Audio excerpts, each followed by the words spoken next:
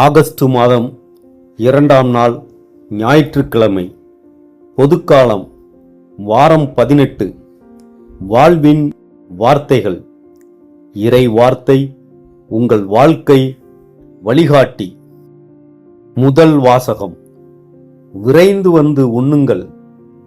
இறைவாக்கினர் எசாயா நூலிலிருந்து வாசகம். அதிகாரம் 55.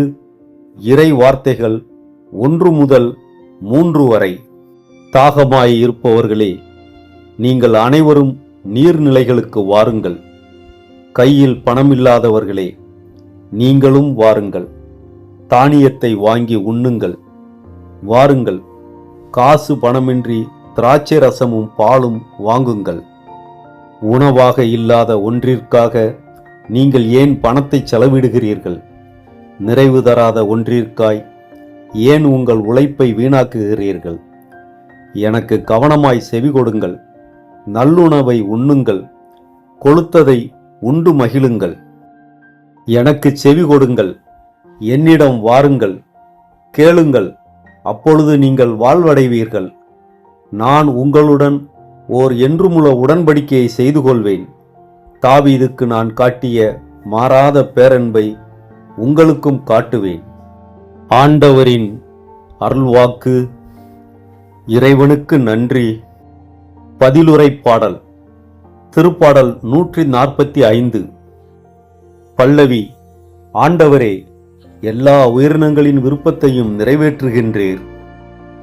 ஆண்டவர் இரக்கமும் கனிவும் உடையவர், எளிதில் சினம் கொள்ளாதவர், பேரன்பு கொண்டவர். ஆண்டவர் எல்லாருக்கும் நன்மை செய்பவர், தாம் உண்டாக்கிய அனைத்தின் மீதும் இரக்கம் காட்டுபவர். பல்லவி. ஆண்டவரே, எல்லா உயிரினங்களின் விருப்பத்தையும் நிறைவேற்றுகின்றீர். எல்லா உயிரினங்களின் கண்களும் உம்மையே நோக்குகின்றன. தக்க வேளையில் நீரே அவற்றிற்கு உணவளிக்கின்றீர். நீர் உமது கையை திறந்து எல்லா உயிரினங்களின் விருப்பத்தையும் நிறைவேற்றுகின்றீர். பல்லவி. ஆண்டவரே, எல்லா உயிரினங்களின் விருப்பத்தையும் நிறைவேற்றுகின்றீர். ஆண்டவர் தாம் செய்யும் அனைத்திலும் நீதியுடையவர். அவர்தம் செயல்கள் யாவும் இரக்கச் செயல்களே. தம்மை நோக்கி மன்றாடும் யாவருக்கும், உண்மையாய் தம்மை நோக்கி மன்றாடும் யாவருக்கும் ஆண்டவர் அண்மையில் இருக்கிறார். பல்லவி. ஆண்டவரே, எல்லா உயிரினங்களின் விருப்பத்தையும் நிறைவேற்றுகின்றீர். 2ஆம் வாசகம்.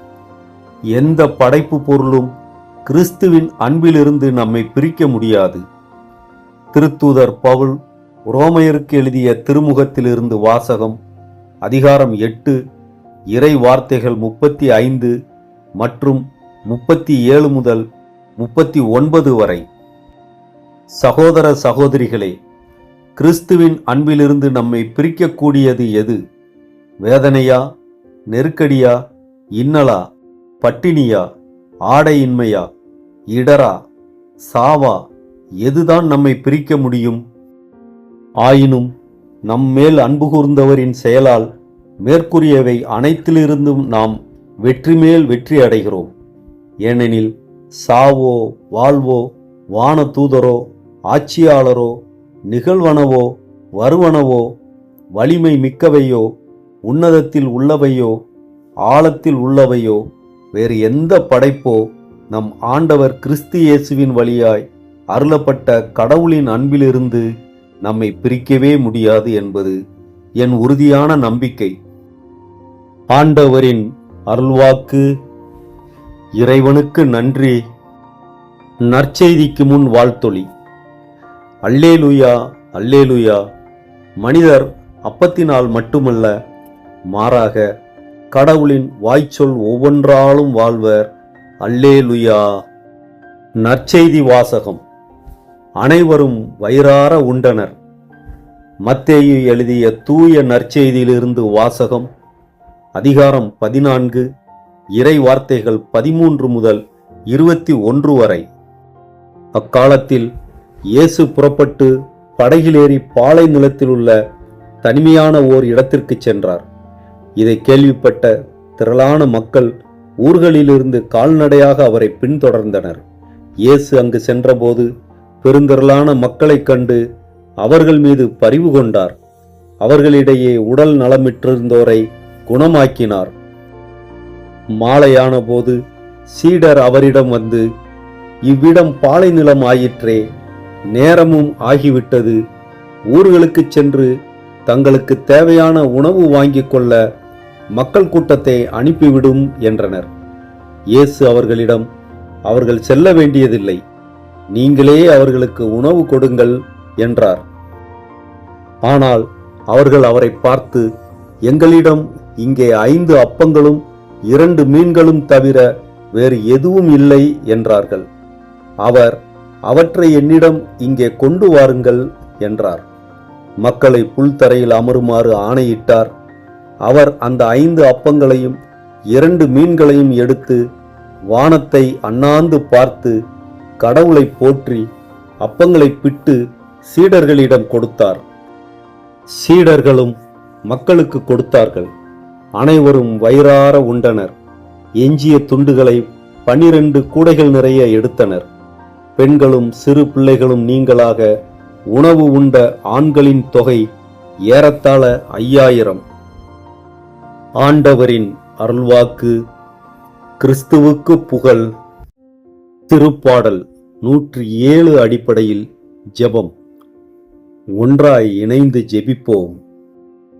திருப்பாடல் 107 என்பது பல்வேறு துன்பங்கள், வழிகாட்டலற்ற வானாந்திர அலைச்சல்கள், சிறைவாசம், நோய்கள் மற்றும் புயல் போன்ற சோதனைகளிலிருந்து இறைவனால் விடுவிக்கப்பட்ட மக்கள் அவருடைய பேரன்பையும் வியத்தகு செயல்களையும் நினைத்து அவருக்கு நன்றி செலுத்தும் ஒரு ஒப்பற்ற நன்றியறிதல் பாடலாகும். அன்புள்ள பரலோக தந்தையே, நீர் நல்லவர். உமது பேரன்பு என்றென்றும் உள்ளது. எங்கள் வாழ்வின் நெருக்கடிகளிலும் வழியறியாது தவித்த தருணங்களிலும் நீர் எங்களுக்கு தந்த விடுதலையை நினைத்து உமக்கு மனமார்ந்த நன்றிகளை செலுத்துகிறோம். பேரன்பின் இறைவா, தகுதியற்ற எங்களை எதிரியின் கைக்கும் தீமையின் வல்லமைகளுக்கும் விலக்கி மீட்டெடுத்த உமது வியத்தகு செயல்களுக்காக உமக்கு நன்றி செலுத்துகிறோம். என் வாழ்வில் நீர் செய்த நன்மைகளை மறந்து விடாமல் நாளும் உமது நன்மையை பறைசாற்றும் நாவையும் நன்றியுள்ள இதயத்தையும் எங்களுக்கு தந்தருளும். வழிகாட்டும் நல்ல ஆயனே, வாழ்க்கை பயணத்தில் என்ன செய்வதென்று தெரியாமல் நம்பிக்கையற்று வனாந்தரத்தைப் போல வறண்டு போன சூழ்நிலைகளில் நாங்கள் அலைந்த போதெல்லாம் எங்கள் கூக்குரலை கேட்டு நீர் எங்களை விடுவித்தீர். பசியோடும் தாகத்தோடும் தளர்ந்து போன எங்கள் ஆத்துமாவை உமது உயிருள்ள வார்த்தைகளினாலும் பிரசன்னத்தினாலும் தேற்றினீர்.